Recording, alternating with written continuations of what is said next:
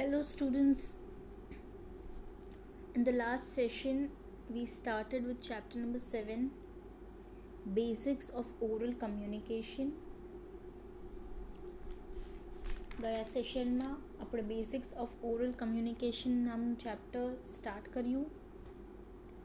આપણે તેના મીનિંગ અને ડેફિનેશન પણ સ્ટડી કર્યા. એમાં આપણે 3 ડેફિનેશન જોઈ: Ricky W Griffin, Bovee and others અને એસ.કે. કપૂર. એમાંથી ગમે તે 2 ડેફિનેશન તમે લર્ન કરી શકશો. Then we started with another topic, which was essentials or principles of effective oral communication. And then there were pointers that we discussed in detail, which were clarity, brevity, precision, right words, avoid hackneyed phrases and cliches, understand the listener, natural voice, logical sequence, conviction, and then comes the 7 C's, which include being candid, clear, complete, concise, concrete, correct, and courteous. Then we started with another topic and we saw how we can classify oral communication on the basis of the mediums that it uses. We saw that we can classify it in 2 methods. First is comprising of non-mechanical channels and second is mechanical channels. We had started with non-mechanical channels and we discussed a few topics out of it. We discussed conversation, interview, speech, group discussion, formal training courses, meeting, counseling, committee, and special prize giving ceremony. Today we have to start with conference. We will study conference, lectures, informal communication. Then we will move on to the second type, that is mechanical channels, and then study the advantages and disadvantages of oral communication. Starting with conference. Conference is a kind of meeting at which participants exchange views and talk together. A conference may be held to exchange views on some problem being faced by the organization or some other issue related to it, and it may even suggest a solution, but the suggestions from a conference are not binding. They are more in the nature of the recommendation. Conference એક એવી meeting છે જેમાં જે participants છે, એટલે જે લોકો ત્યાં હાજર છે, એ લોકો પોતાના વ્યૂઝ સામે મૂકશે અને એકબીજાની સાથે વાતો કરીને જે પણ પ્રોબ્લેમ ઓર્ગેનાઇઝેશન યા કોઈ ફેસ કરતું હોય એનું સોલ્યુશન એ લોકો કાઢશે.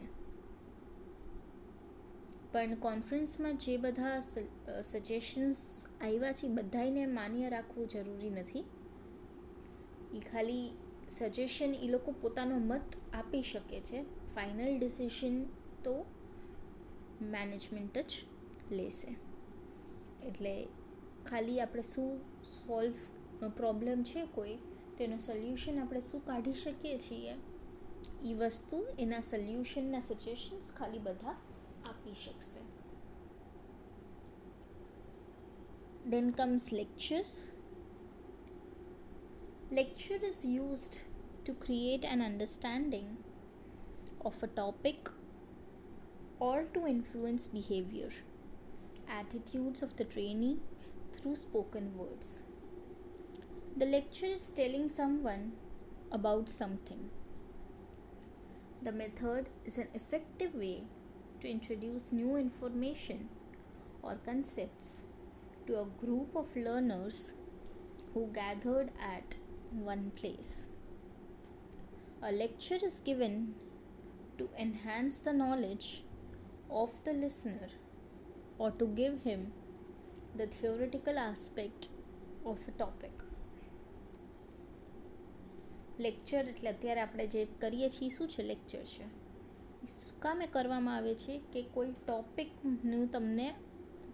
ટોપિક તમને સમજાવવા માટે લેક્ચર આપવામાં આવે છે, યા તમારો બિહેવિયર બદલવા માટે તમને લેક્ચર આપવામાં આવે છે.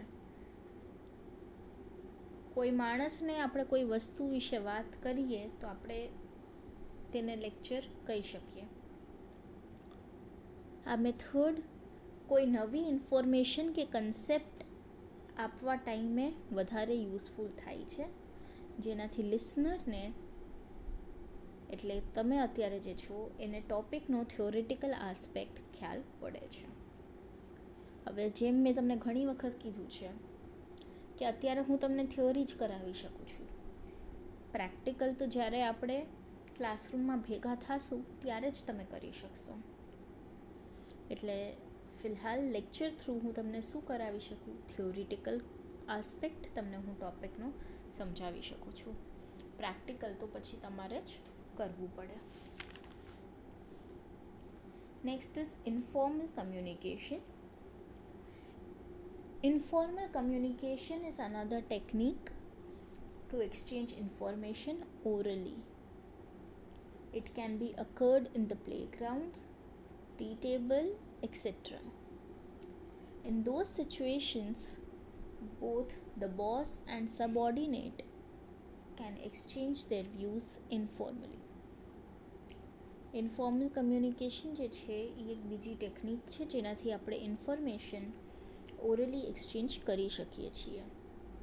આ વસ્તુ ગમે ત્યાં થઈ શકે, પ્લેગ્રાઉન્ડમાં, ચા પીતા પીતા, જ્યારે બોસ અને સબઓર્ડિનેટ પોતાના વ્યૂઝ જે છે ઇન્ફોર્મલી એટલે કોઈ ફોર્મલ બાઇન્ડિંગ વગર એ લોકો શેર કરી શકે છે. બીજી બી ઘણી મેથડ્સ હોય છે, જેમ લંચ ઉપર કોઈને ઇન્વાઇટ કરો યા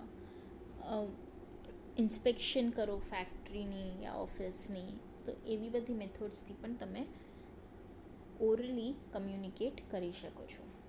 આ હતું તમારું નોન મિકેનિકલ ચેનલ્સ, જેમાં આપણે ડિટેલમાં conversation, interview, speech, group discussion, formal training courses, meeting, counselling, committee, special prize giving ceremony, conference, lectures અને ઇન્ફોર્મલ કમ્યુનિકેશન વિશે સ્ટડી કર્યું. હવે આપણે મિકેનિકલ ચેનલ્સ જોવાના છે, જેમાં telephone, mobile or cellphone, radio, television, video conference યા ટેલિકોન્ફરન્સિંગ વિશે ડિટેલમાં સ્ટડી કરવાનું છે. So let's start with telephone. Telephone set is an instrument that converts voice and other sound signals into a form that can be transmitted to remote locations and that receives and reconverts waves into the sound signals. The telephone plays a vital role in communication when the two persons stay in different places. They communicate with each other by telephone. Their exchange information and their views and immediate feedback are possible under the system. Nowadays, we can see that every organization is using the telephone to exchange the information and views orally. કોઈ ઓફિસમાં telephone ન હોય એવું તમે જોયું છે? બનશે જ નહીં. એટલે ટેલિફોન એક એવું ઇન્સ્ટ્રુમેન્ટ છે જેનાથી તમે વોઇસ અને બીજા સાઉન્ડ સિગ્નલને અલગ અલગ જગ્યાએ અલગ અલગ લોકેશને પહોંચાડી શકો છો અને તમને સામે જવાબ મળી શકે છે. એટલે ટેલિફોન જે છે એ ખૂબ ઇમ્પોર્ટન્ટ રોલ ભજવે છે જ્યારે આપણે કમ્યુનિકેશનની વાત કરીએ છીએ. સ્પેશિયલી એવું કમ્યુનિકેશન જ્યાં બે વ્યક્તિ અલગ અલગ જગ્યાએ રહેતા હોય છે અને એ લોકોને વાત કરવી હોય છે. આનાથી લોકો ઇન્ફોર્મેશન, એના વ્યૂઝ અને ફીડબેક પણ એક્સચેન્જ કરી શકે છે. દરેક ઓર્ગેનાઇઝેશનમાં તમને ટેલિફોન જોવા ડેફિનેટલી મળશે, જેનાથી લોકો ઇન્ફોર્મેશન અને વ્યૂઝ ઓરલી એક્સચેન્જ કરતા હોય છે.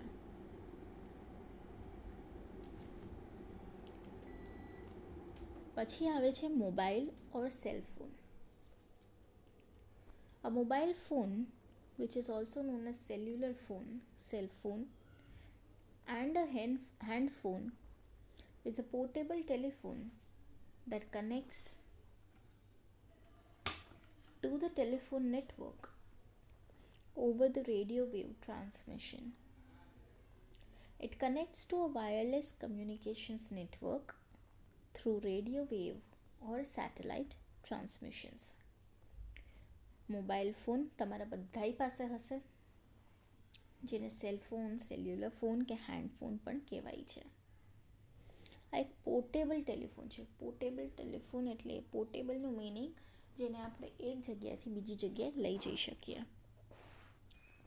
એટલે આ એક પોર્ટેબલ ટેલિફોન છે જે આપણને નેટવર્કથી કનેક્ટ કરે છે અને રેડિયો વેવ્સથી ટ્રાન્સમિશન એનું થાય છે. એટલી સિગ્નલ્સ છે. વાયરલેસ હોય છે અને સેટેલાઇટ થ્રુ પણ એનું ટ્રાન્સમિશન થતું હોય છે.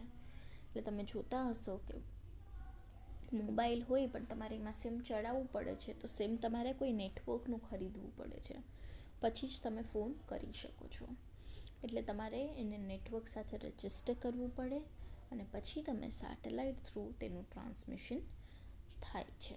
એટલે મોબાઈલ યા સેલ ફોન અત્યારે ખૂબ જ જરૂરી બની ગયું છે. તમે નાના છોકરાઓ પાસે પણ અત્યારે તમને મોબાઈલ જોવા મળશે. પછી આવે છે radio. Radio is the indirect media of oral communication. It is a one-way communication system. The receiver can only hear the message from the sender. The receiver cannot reply.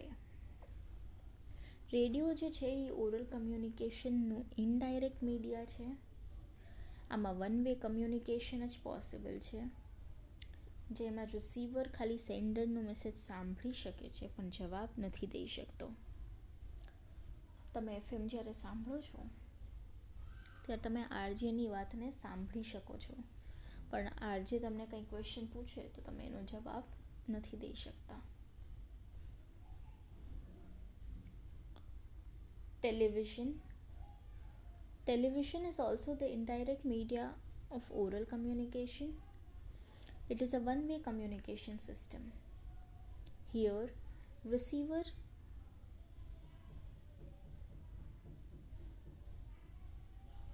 can hear the messages and side by side see the sender. The receiver cannot reply. Television પણ indirect media છે oral કમ્યુનિકેશનનું. આમાં પણ one way communication જ થાય છે, જ્યાં receiver સાંભળી તો શકે છે પણ સાથે સાથે સેન્ડરને જોઈ પણ શકે છે, પણ પોતે રિપ્લાય કરી શકતો નથી.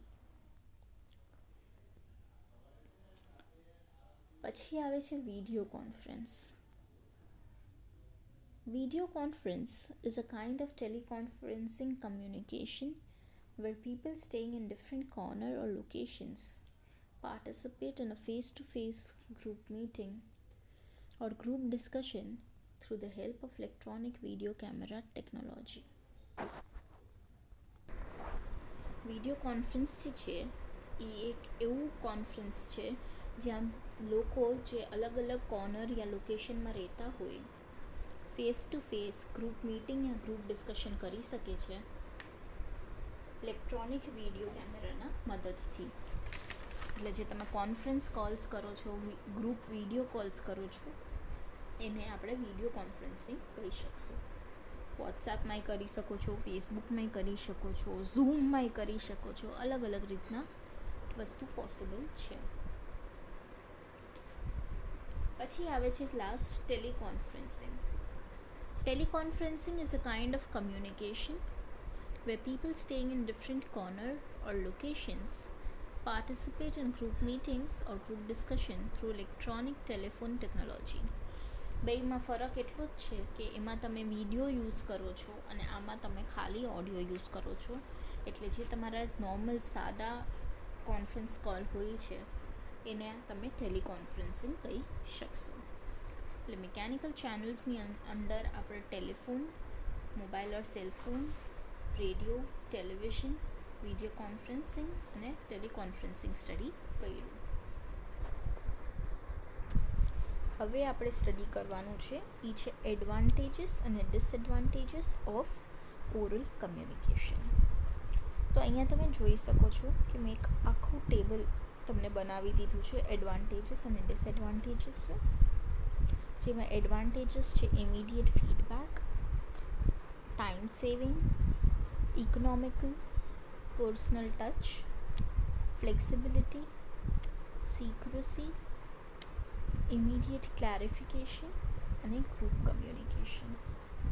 whereas limitations છે poor retention, no record, time consuming, misunderstanding, lengthy messages, lack of responsibility, imprecise અને distanced factor. આ બધા જ ને હવે આપણે બહુ જ ડિટેલમાં ટર્ન બાય ટર્ન સ્ટડી કરવાનું છે. તો આપણે અત્યાર સુધી ઓરલ કમ્યુનિકેશનનું ક્લાસિફિકેશન જોયું નોન મિકેનિકલ અને મિકેનિકલ ટાઈપ્સમાં. હવે આપણે સ્ટાર્ટ કરશું એડવાન્ટેજીસ.